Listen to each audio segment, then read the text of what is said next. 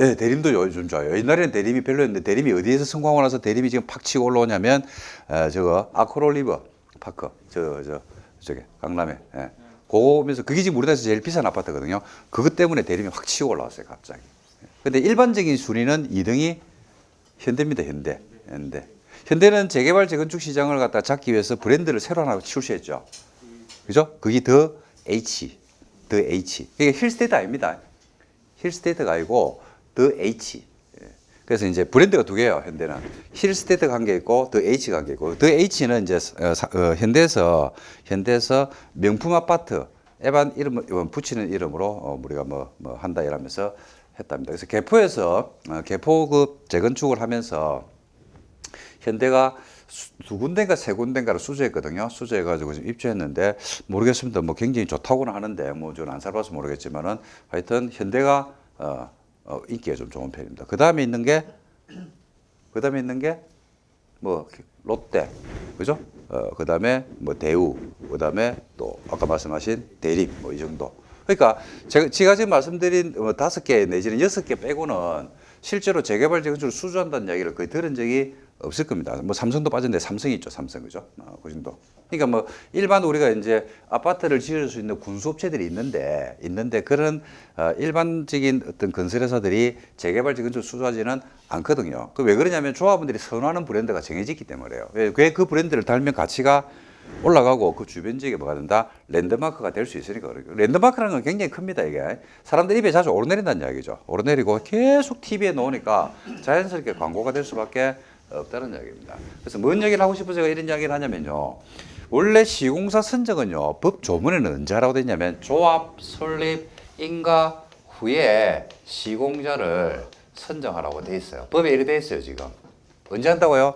조합 설립 인가 후에. 그래서 조합 설립 인가 후에 시공자를 선정합니다, 실제로. 근데 조합이 설립되고 나서 시공자 선정이 바로 이루어지거든요. 바로 이루어지니까 시공자 선정할 때 과열될까요? 과열이 안 될까요? 엄청나게 이제 과열이 되는 거죠. 시공자 선정을 놓고. 왜냐하면 이 수주권을 따기 위해서 엄청난 로비를 한단 말입니다. 엄청난 로비를. 자, 만약에 GS다. 개포가 반포 1, 2, 4지구가 1, 2, 8지구가 만약에 재건축을 한다고 합시다. 1지구, 2지구가 반포가. 그러면 시공권을 갖다가 따려고 하는데 GS가 하고 만약에 현대하고 붙었어요. 자, 생각해 봅시다. GS하고 현대가 붙었어. 반포에서 반포 재건축을 합니다. 그럼 GS나 현대나 객관적으로 놓고 볼게요. GS나 현대나 여기서 반포 재건축을 하는데 만약에 3천 세대가 지인다고 가정을 할게요. 반포에서. 근데 이익이 없어도 손해만 안 가면 수주를 하려고 할까요? 이익이 없으면 안 달랄까요? 여러분 입장에서는 여러분이 만약에 GS 오납니다. 아니면 현대 오납니다. 근데 반포에서 재건축을 하거든요. 3세대 지어지는데 이익이 없어. 시공권이 너무 과열이 붙어가 이익이 없어. 그럼에도 불구하고 시공권을 따려고 할까요? 아니면 이익이 없으면 그냥 철수하겠습니까? 네? 따려고 하죠. 왜요? 왜 그럴까요? 그래, 브랜드죠, 브랜드. 이게 만약에 시공을 땄죠. 그럼 뒤에서 자이가 붙거든요. 그럼 자이가 30년 동안 반포에서 광고를 해주는 거예요, 자이 아파트를. 우리가 TV에 광고 나오는데 그 20초 나오는데 돈이 그 몇 억씩 하잖아요, 그죠? 근데 반포에 그냥 두 칸이 툭 버티고 서 있어가지고 그냥 해준 거예요. 사람 입에 계속 오르는 거야. 언론에 계속 오르내린다니까요. 이게 지금은 좀 거한데 얼마 전만 하더라도 우리나라에서 재건축의 1등이 어디냐면 저게 반포 저 고속버스 터미널 옆에 그죠? 그게 두 개로 나눠졌죠. 어디하고 GS하고 삼성하고 레미안하고 동일한 단지 아닙니까? 그런데 반은 누가 수주했냐면 삼성이 수주했고 반은 누가 수주를 했다? GS 수주했잖아요. 그죠? 어디가 비쌉니까? 삼성이 비싸거든요. 레미안이 더 비싸요. 레미안이 평당이고 동일한 평수로 한 제가 알기로 한 2억 정도는 비싼 거라 2, 3억 정도는 비싼 거로 제가 알고 있거든요. 그런 것들이죠. 그런 것 때문에 이거 시공사들은 시공권을 따기 위해서 혈안이 돼 있다 이 말입니다. 그래서 과열되는 경우를 보셨어요? 안 보셨어요? 보셨죠? 얼마 전에 한남 3지구에서 다시 이제 시공사 선정을 놓고 다시 이제 총회가 개최는 되는데 한남 3지구에서 대림, 현대, 그다음에 또 하나 GS 뭐 세 군데가 네 군데부터 난리가 났었죠. 그래가지고 어떻게 됐습니까? 무산돼 버렸죠. 그래가지고 뭐 조사하고 뭐 그러다 다시 이제 시공사 선정을 놓고 하는데 그만큼 시공사 선정을 놓고는 굉장히 치열한 싸움이 벌어집니다. 그래서 과거에는 조합 설립 인가 후에 시공사 선정이 됐는데 지금은 서울은 그렇지 않습니다. 서울은 언제 하게 되어 있냐면 사업 시행 인가 후에 시공사 선정을 하게 되어 있습니다. 그러니까 시공사 선정 시기가 서울은 뒤로 빠져 있어요, 이게. 왜 이러니까 이때 시공사 선정을 하니까 너무 과열이 돼가지고 별로 보기도 안 좋고 그다음에 이때 과열이 돼가지고 시공사 선정이 되고 나면 이후에 벌어지는 일들이 너무 사업 진행이 잘 안 되는 경우들도 많고 싸움이 많다는 이야기죠. 그래서 뭘 받고 난 다음에 사업 시행을 받고 나서 사업이 완전히 확실해진 난 다음에 그때 뭘 해라? 시공사를 선정해라라고 해서 선정 시기를 서울만 조례로 이렇게 뒤로 미뤄놨습니다. 좀 다릅니다, 이게. 그러니까 부산이나 경기도, 그다음에 대구, 광주 뭐 이런 데 가면 전부 다 조합 설립인가 후에 시공사를 선정하거든요. 그런데 나머지는 서울은 그렇지 않더라. 이걸 여러분들이 참고를 좀 해주시면 좋겠습니다. 그래서 뭐 옛날에는 시공사 선정을 놓고 뭐 지금 뭐 이익이나 향응 같은 걸 하면 안 되게끔 법 조건에도 되어 있거든요. 되어 있는데 옛날에는 뭐 과거에는 그런 것들이 없었을 때는 뭐 법 조문에 조금 미비했을 때겠죠. 그죠? 그럴 때는 명품백도 집집마다 한 개씩 돌리고, 그죠? 그 다음에 뭐 해외여행 상품권도 주고, 여행도 보내주고, 호텔 숙박권도 주고, 뭐 그래가지고 뭐 다 받아 먹어야 안 받아 먹? 다 받아 먹죠. 받아 먹 된다 안 된다? 되죠. 상관없죠. 아무 상관없습니다. 근데 문제는 이제 누군가가 시공사가 되고 나면 그때 쏟았던 비용들은 다 회수합니까 안 합니까? 회수 다 하겠죠. 기업들이 뭐 그냥 공짜로 주는 게 어디겠습니까? 어차피 다 그 비용은 공사비에 다 부담이 돼가지고 책정이 되는 거니까. 그래서 그것 때문에 문제가 굉장히 많아가지고 그 이후로 굉장히 지금 강화를 시켜놓고 있다고 보시면 되겠습니다. 자, 그러면 이제 시공사 선정이 되고 이제 사업이 시행 단계에 들어가겠죠. 사업을 합니다. 하게 되면 정비 사업은 노후 불량 건물을 대상화하거든요. 그래서 정비 사업을 시행하게 되면 먼저 뭘 한다? 분양을 합니다. 분양 신청을 받아요. 그래서 분양을 통지하고 이를 일간신문에 공고를 하게 되면 통지한 날로부터 일정 기간 30일 이상 60일 안에 분양을 신청을 받습니다.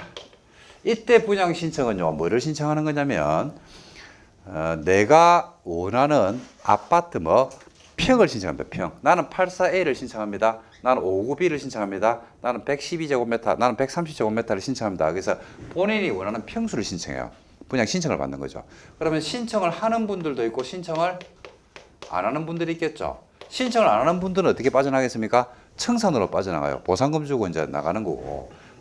신청을 갖다 했더니만 신청을 하는 분들이 있어요, 없어요? 있죠. 신청하는 분들은 신청을 받아가지고 뭘 만드냐면 그 유명한 관리 처분 계획이라는 것을 만들게 됐습니다. 관리 처분 계획은 다른 말로 분양 계획입니다. 분양 계획. 그래서 관리 처분 계획은 뭘 받은 다음에 분양 신청을 받은 다음에 하는 거죠. 예를 들어서 조합원이 1000명이 있었거든요. 1000명의 조합원이 있는데 이 중에서 100명은 분양 신청을 안 했어요. 그 중에서 몇 명이 했다? 900명이 신청했죠. 그럼 900명이 신청하면 900명의 명단이 나와요, 안 나와요? 나오죠. 그 명단을 가지고 뭘 만든다? 관리 처분 계획이라는 것을 만들겠습니다. 신청 안 한 분들은 당연히 이제 청산을 해가지고 보상금 주고 언제 내보내는 거고, 신청하신 분들의 명단을 가지고 관리 처분 계획을 만든다 이렇게 보시면 되겠습니다. 그래서 이제 분양 신청은 본인이 원하는 대로 하면 돼요. 여기서 이제 여러분들이 하나 좀 이따 뭐 조금 디테일하게 제가 설명을 드릴 건데, 분양 신청 기간이라는 게 있겠습니까? 없겠습니까? 있겠죠. 예를 들어서 분양 신청 기간이 3월 10일이 분양 신청 기간 만약에 만료일이라고 가정할게요. 예를 들어서 이제 분양 신청 기간이 3월 1일부터 3월 10일까지 날이 거죠. 요 기간 안에 분양 신청하십시오라고 분양 조합원들에게 이제 통지서가 날아간 겁니다. 이제 3월 1일이고 3월 10일이겠죠, 그죠? 분양 신청 만료일이 요 날입니다, 요 날. 근데 어떤 분이 통지를 늦게 받았다든지 깜빡 차고 내지는 또 뭐 요즘 거 지금 코로나 이런 것 때문에 뭐 자가 격리가 됐다든지 그래서 신청을 못 하는 경우가 있을 수도 있겠죠, 그죠? 그 10일 지나버렸어요. 어떤 연유로, 그죠? 11일이 됐어. 그죠? 분양신청 받아줄까요? 안 받아줄까요? 안 받아줍니다. 신청 기간이 지나면요, 어떤 경우에도 분양신청은 안 받아줍니다. 그래서 무조건 분양 신청 기간 안에 뭐 해야 된다? 분양 신청을 해야 돼요. 이럴 수 있죠. 아, 나는 이제 분양 신청을 했는데 하고 나서 이후에 많이 바뀐 거야. 아, 싫다. 청약서만 받고 나오고 싶다. 그럴 수 있어 없어요? 있죠. 그럼 뭘 안 하면 된다? 분양 신청을 안 하면 됩니다. 안 하면 되거든요. 그래서 분양 신청 기간 만료일이 있으면요, 요 기간을 해야 돼요. 어떤 사례가 있었냐면요, 한번 들어보실래요? 어떤 사례가 있었냐면 갑이란 분이 분양 신청 기간이 이래 되는데 분양 신청 기간 안에 이제 신청을 해야 돼요. 해야 되는데 이제 아파트가 지어지고 나면 공급될 수 있는 평수가 단독주택이야 10평도 있고 12평도 있고 그다음에 11.5평도 있고 13.6평도 있고 이런 식으로 종류가 수백 가지가 나올 수 있잖아요. 그죠? 아파트 종류는 정해져 있잖아요. 그죠? 24평짜리 30평대 2개, 40평대 2개 이런 식으로 대여섯 종류로 아파트 단지 안에 정해져 있지 않습니까? 근데 이제 이분이 가지고 있는 권리가액이 좀 작은 거야. 내가 가지고 있는 권리가액이 작다 보니까 내가 예를 들어서 84A가 신청이 많을 것 같은데 84A가 만약에 전체 아파트 단지에서 공급되는 게 만약에 뭐 2,000세대를 짓는데 84A를 갖다가 만약에 1,000세대를 공급을 하는데 인기가 제일 좋아. 그래서 다른 분들이 전부 다 84A를 신청할 것 같아. 나도 신청을 했어요. 그런데 84A가 공급되는 것은 만약에 1,000세대인데 조합원들 신청 물량이 1,200개가 되는 경우였어요. 그럴 수 있겠죠, 그죠? 그러면 200명을 잘라내야 될 거 아닙니까? 그거 어떻게 잘라내겠습니까? 예, 추첨하는 거 아닙니다. 거기서 뭐를 한다? 권리가액 순서리가 잘라버립니다. 그래서 권리가액이 높은 사람부터 해서 줄을 딱 쳐놔놓고요. 언제까지? 1등부터 1,000등까지 해가지고 나머지는 잘라버립니다. 그래서 권리가액이 낮은 분들은 자기가 원하는 평수를 못 받을 수도 있거든요. 그래서 이제 가버린 분이 눈치 작전 엄청나게 한 거야. 야, 5구에는 오늘 현재 몇 명 신청했지? 84는 몇 명 신청했지? 이렇게 한 거예요. 너무 신경을 많이 쓴 거예요. 너무 신경을 많이 쓰다 보니까 3월 9일 날 갑자기 주무시다가 돌아가셨어요, 이분이. 그게 난리가 났죠. 그래가지고 이제 장례식을 치른 거죠. 그죠? 3월 이제 11일이 장례식이죠.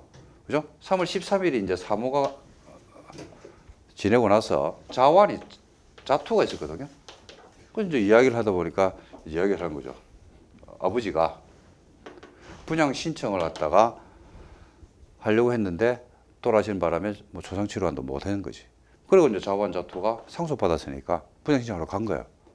분양 신청이 만료일이 언제였습니까? 그럼 10일이죠. 그냥 받아준다 안 받아준다? 안 받아준다. 안 받아줍니다. 이거. 그래서 분양 신청 기간이 있으면요, 그 기간 안에 해야 됩니다. 안에 지나고 나면 안 해줍니다. 물론 지금은 이제 법에 재분양 신청이라는 제도를 만들어 놓고는 있어요. 만들어 놓고는 있는데 그거는 아주 이례적인 경우이기 때문에 일반적으로 사용할 수 있는 경우는 아니라고 보시면 돼요. 그래서 예를 들어서 이제 이런 경우를 많이 하거든. 나는 분양 싫어. 분양 신청 싫어. 싫은데 이런 게 있죠. 분양 신청 싫대 가지고 안 했거든요. 근데 분양 신청이 끝나고 나니까 갑자기 가격이 많은 게 있더라. 폭등하는 경우도 있겠죠. 그죠? 그런 여러 가지 변수가 있는데 이런 질문을 많이 하거든요. 많이 하는데 하는 게 낫습니까? 분양 신청을 하는 게 낫습니까? 안 하는 게 낫습니까? 라고 물어보는데 일단은 무조건 하는 게 맞아요. 해놔놓고 나서 가격이 올라가면 올란 차익만큼을 팔고 피해를 받고 이제 팔면 되거든요. 근데 예를 들어서 안 하죠. 그럼 그 기회는 완전히 박탈됩니다. 안 하면 날아가는 거고요. 분양 신청을 했다가 권리를 그러니까 분양 신청을 했다가 아파트를 안 받는 방법이 있다 없다? 있어요. 어떻게 하면 돼요? 분양 신청을 했잖아요, 그죠? 내가 84를 신청한 거야. 이제 84를 준대. 그럼 안 받고 싶으면 어떻게 하냐면 동호 추첨하거든요. 그때 안 가면 돼요. 그때 안 가면 되니까. 동호 추첨을 했더니만 101동 2001호가 된 거야. 그래도 안 받는 방법이 있어요, 없어요? 있죠. 있어요. 어떻게 하면 된다? 조합원들이 만약에 제가 101동 2001호가 되잖아요. 그럼 뭘 한다? 분양 계약을 해야 되거든요. 근데 계약서를 작성 안 하면 돼요. 그럼 청산으로 빠져나간다니까요. 그러니까 여기에서 포기를 하고 나가버리면 그 이후에 올라오는 차익을 그러니까 그만큼의 상승분을 갖다 내가 수익을 못 거두는 경우가 있어요. 근데 분양신청을 하고 내가 내심의 의사는 최종적으로 받기 싫은 경우가 있을 수는 있거든요. 그럴 때는 포기하는 방법이 기회가 아직까지 남아있다 안 남아있다? 남아있죠. 두 분이 남아있는데 뭐 할 때 안 가면 되냐면 동호 추첨할 때 안 가는 방법이 있고 동호 추첨이 됐다 하더라도 안 받는 방법은 어떻게 하면 되는데 계약을 안 하면 돼요. 뭐 이럴 수 있잖아요. 동호 추첨했는데 101동, 201호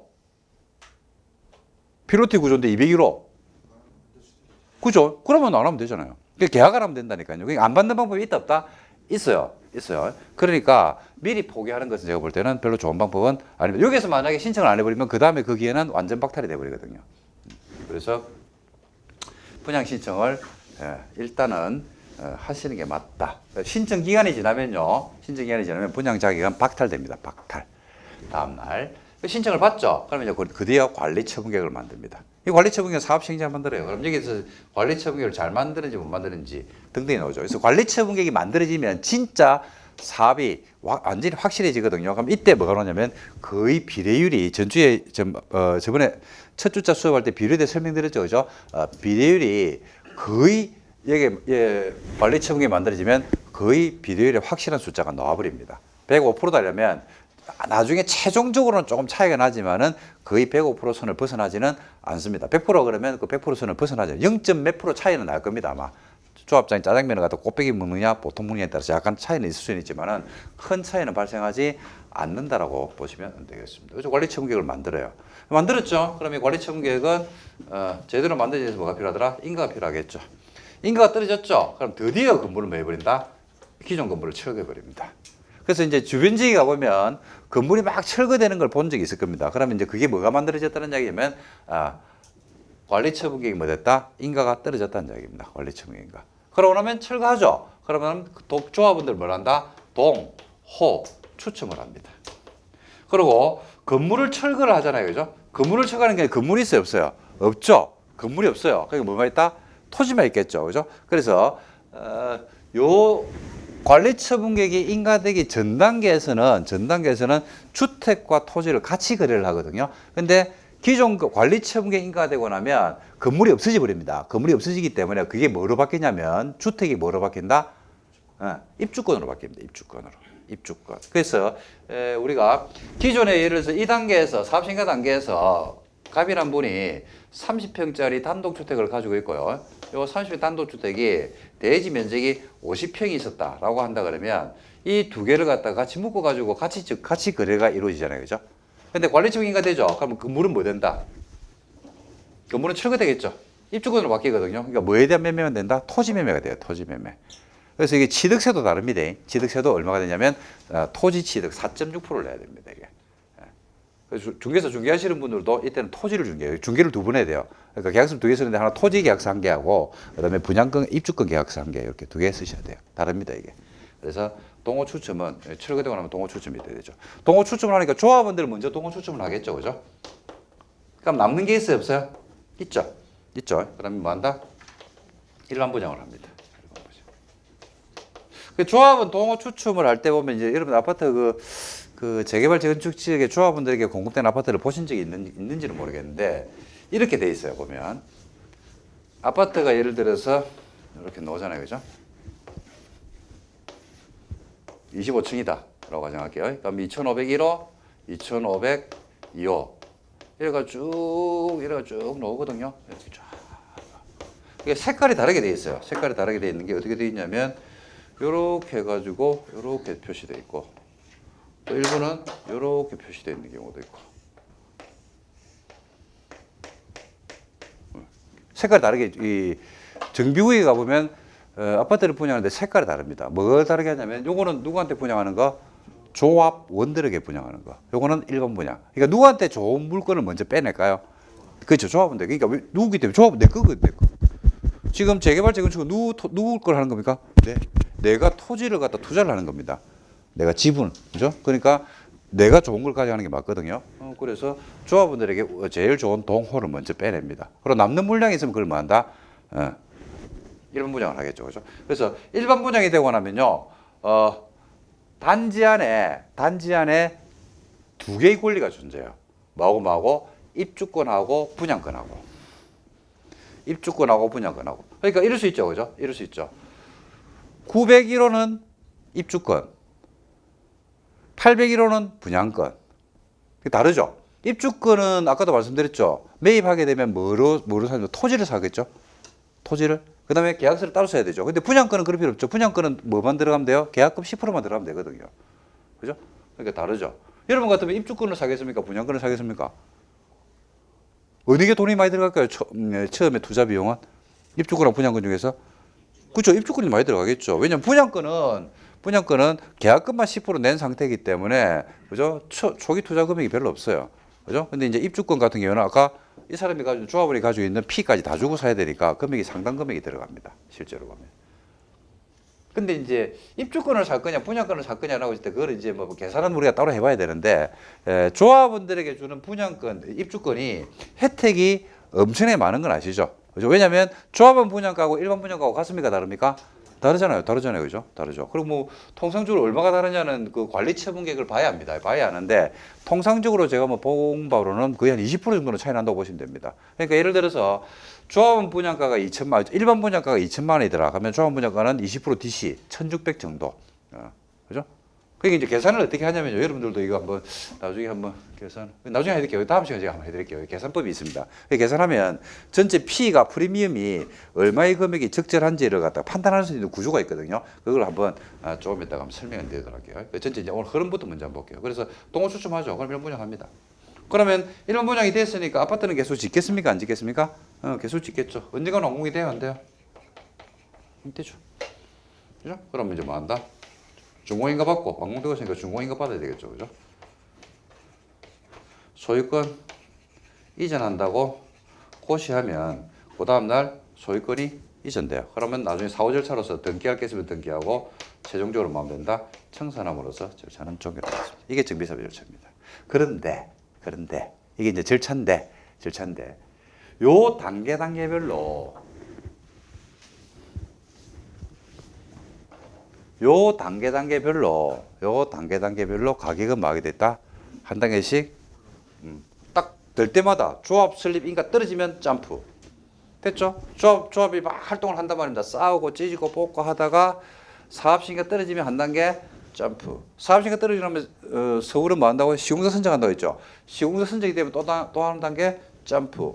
시공사 선정이 됐죠. 그럼 뭐 한다고요? 관리처분계 만들겠죠. 그 관리처분인가 되고 나면 또 점프. 그러면 건물이 뭐 된다? 철거되죠. 그러면 이제 또 점프. 그러고 나서 조합원들 동호 추첨을 합니까? 안 합니까? 하죠. 조합원 동호 추첨이 되고 나면 그것은 또 희비가 엇갈리겠죠. 그죠? 누구는 좋은 동, 그러니까 로얄호가 있으니까 그걸 받은 분들은 피가 더 붙을 것이고 그렇지 않은 분들은 아무래도 피가 좀 작게 붙을 것이고 거기서 또 한번 희비가 엇갈릴 겁니다. 그래서 단계별로 해서 가격은 뭐 하게 됐다? 위로 우상향하게 되어 있습니다. 우상향.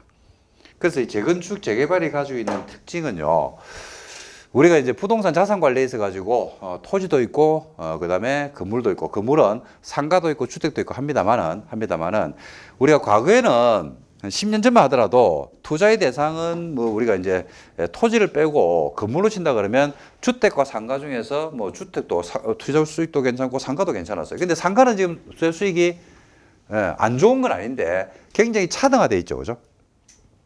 일부 뭐 우리가 신도시급이라든지 세종이나 이런 데 가보면 상가가 너무 많아가지고 그죠? 뭐 분양가는 뭐 상가 평당 5천만 원씩 분양했습니다. 20평짜리 상가다 그러면 실평수는 1평밖에 안 되거든요. 근데 20평짜리 상가 같은 경우는 5천만 원이니까 10억입니다. 근데 수익률은 그만큼 나온다 안 나온다? 안 나옵니다 이게. 그리고 상가가 너무 많아가지고요. 임대를 못 줘요. 렌트 프리 주고 막 난리를 치거든요. 그런 경우도 있고 주택도 지금 보면 여러분들이 가격이 이제 수도권 중심으로 많이 올라는 갑니다만은 앞으로 이게 지속적으로 한번 첫 주에 한번 설명해 지속적으로 이게 10년 뒤에도 지금과 같은 현상을 우리가 볼 수 있을 것이냐라는 문제에 있어서는 이건 뭐 장담은 못 합니다만은 솔직히 캐션마크라는 이야기죠. 왜? 인구 구조는 감소하고 있고 그리고 주택을 계속 새로 짓는 것도 좀 문제가 있고 계속 새로 짓게 되면 그 후폭풍을 갖다가 다음 세대가 맞아야 되는데 과연 정부 정책이 과연 이런 식으로 2명이 결혼해서 0.8명을 놓는 이 세상에서 과연 10년이나 20년 뒤에 지금은 안 그런데 10년, 20년 뒤에 인구 구조가 완전히 틀이 바뀌어 버릴 거고 그때는 지금 40대 중후반 되시는 분들이 15년 뒤에는 60대 중후반에 대해서 은퇴를 했을 건데 과연 그분들이 경제활동을 못하는 상태에서 과연 지금과 같은 시장 구조를 가질 수 있을 것이냐라는 문제에 있어서는 솔직히 의문스럽다는 이야기입니다. 그죠? 그러면 주택 공급은 계속 해야 돼야 돼요? 해야 되겠죠. 근데 신도시를 만들어 주택 공급하는 것은 이제는 안 됩니다. 그건 해소도 안 되는 정책이고 그건 드롭해야 되거든요. 그러면 주택은 지어야 돼요. 왜? 멸실 건물은 계속 나온다니까요. 그럼 주택은 지어야 되는데 방법은 뭐밖에 없다? 이거 재개발 정수밖에 없어요. 이미 인프라가 갖춰져 있는 곳, 재개발 재건축 지역들은 전부 다 인프라가 다 갖춰져 있는 것들이거든요. 거기에서 노후불량 건물을 새로운 건물로 아파트로 지어서 바꿀 수 있는 유일한 통로는 재개발 재건축입니다. 정부에서는 재개발 재건축을 왜 자꾸 막으려고 하느냐? 왜 막으려고 할까요? 이유. 일반적인 주택가격 상승보다도 재개발 재건축이, 그러니까 이게 좀 웃기죠. 여러분들 생각해요. 10년 전에 재개발 재건축이 우리나라 주택시장을 이끌었어요. 10년 전에 멀리 갈 필요도 없다니까요. 10년에서 15년 전에 우리나라 주택시장에서 재개발 재건축을 한다고 했을 때 그 재개발 재건축 지역에 있는 주택들이 우리나라 주택시장을 끌고 갔냐고. 아니라니까요. 최근 5년 사이에 재개발 재건축에 있는 주택들이 우리나라 주택을 끌고 간다니까 지금요. 이게 뭘 보냐면 이제 일반인들이 일반적으로 공부하시는 분들이 워낙 요즘은 이 정보의 발달로 인해 가지고 많이 알아요. 재개발 재건축 한다 그러면 마포해가 재개발 재건축 지역이다. 한남동에서 재개발 재건축이면 훅 이러면 무너지기 일부 직전인데 그걸 보는 게 아니라 뭘 보냐면 이게 끝났을 때 어떤 청사진을 갖다 미리 보는 거예요. 이게 황금으로 변한다는 걸 아는 거지. 이제 누구든지 안단 말입니다. 그러니까 그 지역에 투자를 갖다가 굉장히 많이 한다는 이야기죠. 그러다 보니까 뭐보다 높냐면요. 물가 상승률보다는 당연히 높고 기존 주택 가격 상승률보다도 재개발 재건축이 여기서 출발해가지고 이렇게 우상향해서 올라가거든. 그러니까 야를 잡아야지 기존 주택 시장도 안 따라간다고 보는 거예요. 그래서 지금은 시장 선두를 갖다 누가 지금 치고 있냐면 특히 강남 재건축이에요. 강남 재건축. 야가 시장에 선두로 서 있거든요. 야의 목줄을 쥐어야지 나머지 주택도 잡을 수 있겠지라고 하는 착각에 빠져가지고 그걸 먼저 잡으려고 하다 보니까 이제 다른 걸 못 잡고 풍선 효과가 나타나고 막 그런 기현상이 벌어진 겁니다. 근데 어쩔 수 없이 답은 나와 있어요. 강남에 새로운 주택을 지을 수는 없어요. 서울에 새로운 주택을 못 짓습니다. 부산에 못 짓습니다. 대구 못 짓습니다. 신도시를 만들지 않는다면 지을 수가 없거든요. 유일한 통로는 하나밖에 없어요. 재개발 재건축. 수익률도 자연스럽게 높을 수밖에 없죠. 대신에 단점이 뭐가 많이 걸린다? 이게 여기서부터 여기까지 가려고 그러면 거의 죽음입니다. 죽음. 몇 년 정도 걸릴까요? 15년. 그렇죠. 통상에 나오는 게 뭐 10한 4, 5년, 20년도 뭐 그냥 쉽게 넘어갑니다. 20년. 그러니까 긴 호흡을 가지고 가야 됩니다. 반대로 이야기하면 긴 호흡을 가지고 가면 반드시 수익률은 나는데 긴 호흡을 가지고 갈 수가 없다는 이야기죠. 또 반대로 이야기하면요. 긴 호흡을 가지고 갈 수 없기 때문에 뭐가 빠르다? 손바뀜이 자주 일어난다는 이야기입니다. 가격이 올라갈 때마다. 그죠? 그러니까 자산을 관리하는 사람 입장에서는 그 손바뀜이 일어날 때마다 기회가 계속 생길 수밖에 없다는 이야기입니다. 실제로. 그리고 공인중개사 하시는 분들한테 제가 이야기를 많이 하는데 지금 수도권, 그다음에 5대, 6대 광역시 가보면 재개발 재건축을 안 하는 곳들은 없습니다. 그렇겠죠. 그죠? 근데 아파트는 중개할 게 공인중개사분들이 중개를 할 때 중개할 게 있어요? 없어요? 아파트. 없죠. 아파트 햇빛 잘 들어오는 데라면 끝입니다. 매수인이 궁금해하는 게 없다니까. 매수인이 다 알아보고 와요. 요즘은 지도 찍어가지고 검색 다 하고 가격부터가 뭐 학군 다 알아보고 가요. 그 가가지고 할 이야기는 햇빛 잘 들어오는 데 이러면 돼요. 그럼 끝이죠. 그렇죠. 중개할 게 없잖아요. 근데 재개발 재건축은 시력 차이가 확 벌어집니다. 엄청나게 벌어집니다. 왜냐하면 이 단계별로 해가지고 벌어질 일들이 엄청난 일들이 벌어지고 요 안에 분양 자격이 없는 물건도 있을까요? 없을까요? 있죠. 그러니까 아파트는 예를 들어서 101동 1001호다 그러면 1001호를 사가지고 내가 들어가서 살면 된다니까요. 근데 재개발 재건축 지역의 엄마아파트 101동 501호를 20억 주고 사시는 분이 그 들어가가지고 살려고 들어가지는 않잖아요. 그죠? 기존의 아파트 15년 된 아파트를 갖다가 만약에 101동 1001호다라고 하면 내가 그걸 매입을 해서 약간 인테리어 해가지고 그죠? 그다음에 내가 들어가서 거주하기 위해서 매입을 하는데 재개발 재건축은 그런 게 아니라니까요. 무슨 목적으로 들어간다? 전부 다 투자 목적으로 들어간다니까요. 그러니까 이게 손바뀜도 자주 일어나면서 거기에 대한 컨설팅이 제대로 일어나야 돼요. 근데 요 차이가 실력 차이가 굉장히 많이 벌어집니다. 그러니까 아파트처럼 실력 차이, 아파트는 아무 실력 차이가 없습니다. 그냥 설명하면 햇빛 잘 들어오는데 이러면 돼요. 햇빛 잘 들어오는 건 좀 이따가 해 질 때, 해 뜰 때 보면 보이거든요. 근데 재개발 지역은 다릅니다. 굉장히 차이가 많이 나거든요. 그래서 이제 그런 부분들을 여러분들이 관심을 가지고 보시면 조금 효율적으로 볼 수 있지 않을까라고 생각합니다.